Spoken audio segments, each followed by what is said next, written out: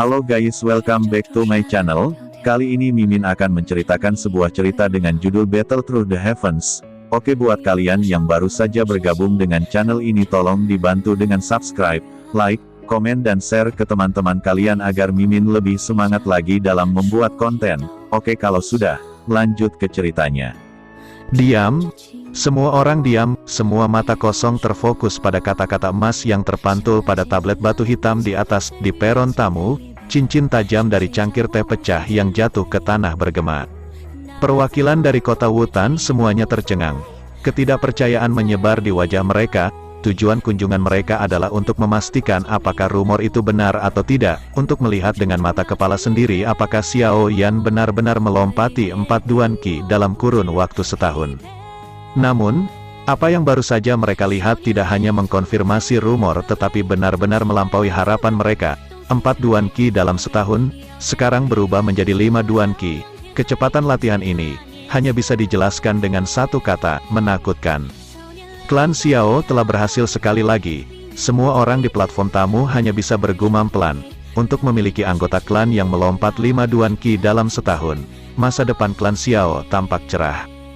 Jika tingkat pertumbuhan ini berlanjut, maka mungkin dalam 10 tahun, klan Xiao akan memiliki anggota peringkat Dou Huang.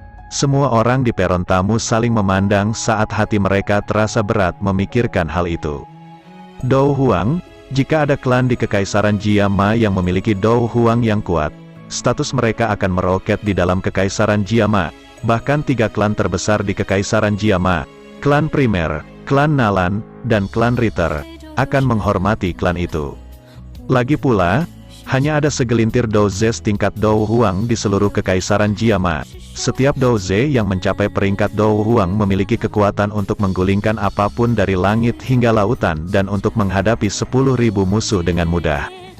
Tidak ada kerajaan waras yang berani menyinggung Dou Huang tanpa mempertimbangkan konsekuensinya. 300 tahun yang lalu, satu-satunya Dou Huang Douze dari Kekaisaran Jiama telah membunuh keluarganya akibat perang.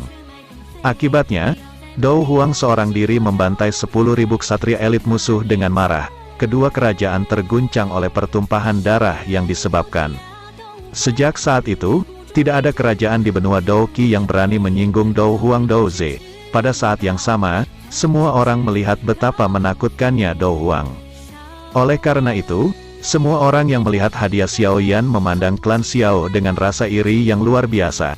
Di tengah platform tinggi, bahkan Xiao Zhan melihat kata-kata emas di monumen dengan matanya yang sedikit masam. Setelah beberapa saat, dia menghela nafas panjang dan memandang putranya yang berpakaian hitam dengan ekspresi terima kasih. Keputusan terbaik dalam hidupku adalah tidak menciptakan kegelisahan antara Yan Er dan aku. Sebagai ayah Xiao Yan, Xiao Zhan sangat menyadari temperamen putranya. Dia masih bisa mengingat dengan jelas bahwa di masa kecil Xiao Yan, tidak lama setelah kelahirannya, betapa acuh tak acuh putranya kepadanya. Xiao Yan akan selalu menatapnya dengan tatapan dingin, seolah-olah dia sedang melihat orang asing dan bukan ayahnya. Untungnya, selama bertahun-tahun, pandangan dingin dan terpisah ke arah Xiao Zhan menjadi hangat, karena perhatian dan cinta Xiao Zhan.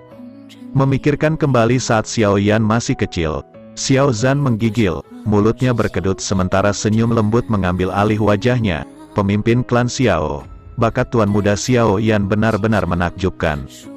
Kali ini klan Xiao pasti akan memiliki Douze yang sangat menakutkan.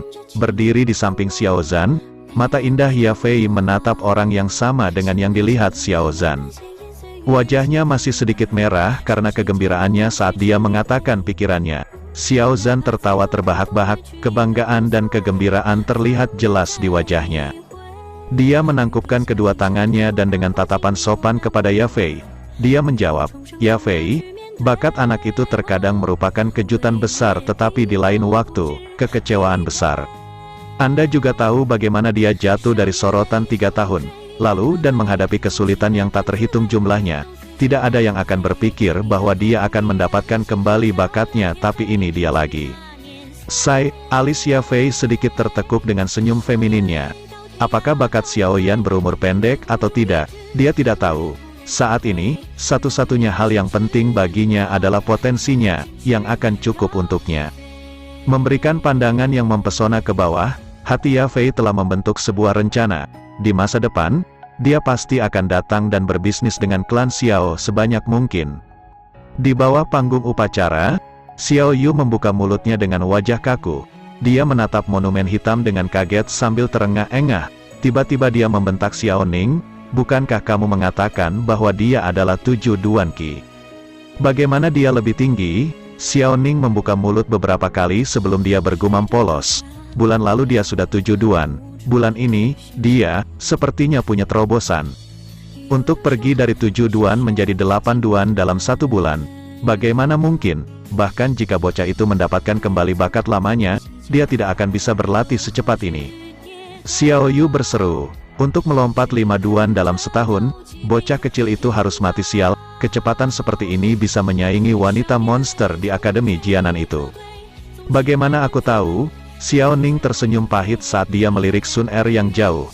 Hanya untuk melihat tatapannya tertuju pada Xiao Yan di bawah dengan mata kekaguman dan tidak memperhatikannya sama sekali. Sialan Raja Bajingan, setelah diabaikan oleh gadis yang disukainya daripada yang lain. Hati Xiao Ning berkobar dengan api kecemburuan, mengangkat kepalanya, dia melemparkan tatapan ganas pada Xiao Yan yang kontras dengan wajah mudanya.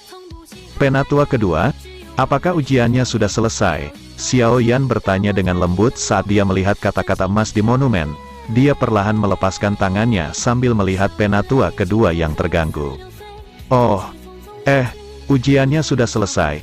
Penatua kedua tersentak dari kebingungannya setelah mendengar suara Xiao Yan. Dia dengan panik menganggukkan kepalanya, meskipun matanya masih melayang ke sana-sini. Penatua jelas masih dalam keadaan syok. Untuk meningkatkan 5 Duan Qi dalam setahun, perkembangan yang sangat cepat, benar-benar menakutkan. Penatua kedua masih tenggelam dalam pikirannya dan menatap pemuda di depannya dengan emosi yang kompleks. Namun, keraguan yang ada di mata tuanya menghilang di hadapan kenyataan. Kata-kata emas secara bertahap memudar dari monumen dan kembali ke rona hitam pekat. Meskipun kata-kata emas telah menghilang, para penonton tetap diam. Semua orang masih tenggelam dalam keterkejutan. Di platform tinggi, tetua kedua batuk dan akhirnya dia mendapatkan perhatian penonton kembali. Ujian seremonial telah selesai. Sesuai dengan aturan, Xiao Yan akan menerima satu tantangan. Mereka yang di bawah peringkat Douze akan diizinkan untuk menantangnya. Siapa yang akan maju? Tetua kedua berteriak saat matanya menyapu generasi yang lebih muda. Jika seseorang menganggap upacara kedewasaan sebagai ujian seberapa tinggi Dou Qi seseorang, maka tantangannya adalah ujian kemahiran teknik Dou seseorang. Pada akhirnya, dalam pertarungan hidup dan mati, teknik Dou akan menjadi faktor yang berpengaruh dalam menentukan hasilnya. Perhatian setiap klan terhadap kemahiran teknik Dou tidak kurang dari perhatian mereka pada Dou Qi dari Douze. Setelah mendengar pernyataan penatua kedua, keributan ringan pecah di antara hadirin. Generasi Xiao yang lebih muda saling memandang sementara kepengecutan mengencangkan bibir mereka. Kata-kata emas di monumen hitam, 8 Duan Qi, telah mengoyak semua pikiran yang bersemayam di hati mereka tentang kemenangan mudah menjadi berkeping-keping. Saat ini, mereka tidak memiliki kualifikasi untuk membanggakan kekuatan mereka dalam pertempuran dengan Xiao Yan. Xiao Yan diam-diam berdiri di peron dan dengan tenang mengalihkan pandangannya ke bawah ke rekan-rekannya. Setiap kali matanya tertuju pada seorang pemuda, dia akan segera mundur. HMPH, sekelompok pengecut, melihat anggota klan sekitarnya, meringkuk ketakutan. Xiao Ning dimarahi dengan ejekan. Dia mengangkat kepalanya dan menatap dengan menantang pada pemuda berpakaian hitam di atas panggung dan hendak melangkah ke atas panggung ketika sebuah tangan ramping menariknya ke belakang. Dengan alis berkerut, Xiao Ning menatap adiknya dan berkata dengan sedih, "Apa?" Xiao Yu menghela nafas dan menjawab, "Dia di 8 Duan Qi, kamu mungkin tidak bisa mengalahkannya." Mulut Xiao Ning berkedut sedikit. Dia juga ragu-ragu, tapi ketika matanya melayang ke arah Sun Er di dekatnya, yang menyambutnya adalah pemandangan dia menatap Xiao Yan dengan hangat dengan ekspresi lembut yang menyenangkan yang tidak pernah ditujukan padanya. Sambil menggertakkan giginya dengan kejam, Xiao Ning mengabaikan tangan Xiao Yu dengan kecemburuan dan kemarahan yang muncul di wajahnya yang masih agak kekanak-kanakan. "Terus, sudah lebih dari 1 tahun sejak saya mencapai 8 Duan Qi.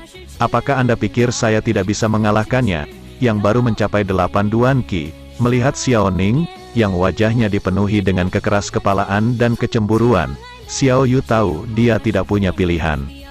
Setelah berhenti sebentar, dia mengeluarkan pil hijau dan mengelusnya dengan lembut dengan sedikit keengganan, sebelum mendorongnya ke tangan Xiao Ning. Dia berbisik, ini adalah pil tingkat 2, bubuk peningkat Qi, yang memberikan kekuatan Doze untuk waktu yang singkat. Namun, akibatnya jika dikonsumsi, seseorang akan terbaring di tempat tidur untuk bulan berikutnya. Jangan menggunakannya kecuali benar-benar diperlukan. Setelah mendengar itu, Xiao Ning menggenggam pil itu dengan gembira, berkata, dengan ini, aku pasti akan memberi pelajaran pada orang itu. Xiao Ning mengerutkan kening dan memperingatkannya, jangan terlalu gegabah, biarkan dia menderita sedikit. Anda tidak boleh melukainya dengan parah atau bahkan kakek tidak akan bisa melindungi Anda. Dia, saat ini bukan lagi orang cacat yang tidak berguna di masa lalu. Ya, saya sudah tahu, kata Xiao Ning acuh tak acuh, mengangguk sedikit. Dengan senyum masam dia menatap Sun Er. Dengan bangga berkata di dalam hatinya, aku akan memberitahumu, pria itu hanya bantal dengan kotak bersulam. SL, pepatah Cina, orang yang secara lahiriah menarik tetapi tidak berharga dengan senyum dingin. Xiao Ning menepis tangan Xiao Yu dan melompat ke atas panggung, berteriak, aku akan menantangmu. Setelah mendengar itu, tatapan semua orang beralih ke Xiao Ning dan perasaan menjadi pusat perhatian membuat ekspresi bangga di wajahnya semakin meningkat. Melihat Xiao Ning yang sedang berjalan, alis elder kedua berkerut.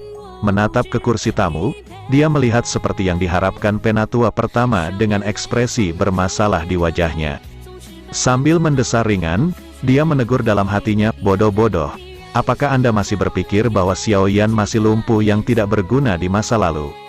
Xiao Ning tidak memperhatikan kerutan di wajah penatua kedua dan mengambil langkah besar ke depan.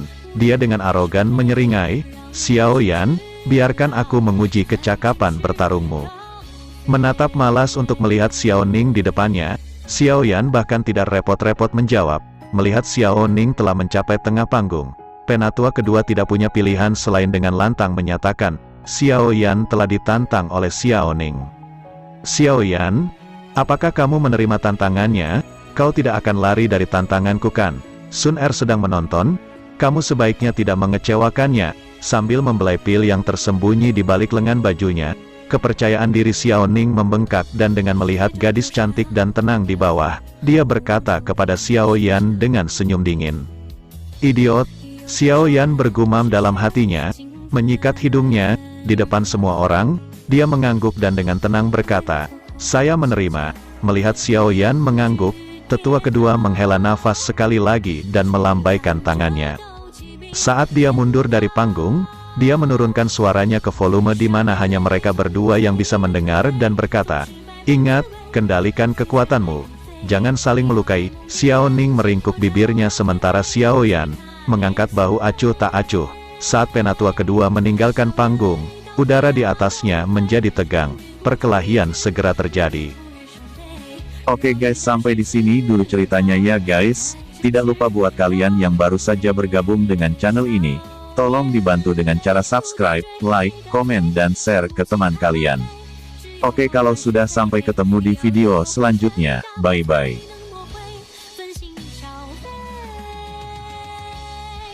少年泪，清风随4、6岁，总是匆匆有去，不待绿晓红飞，莫使佳人俏。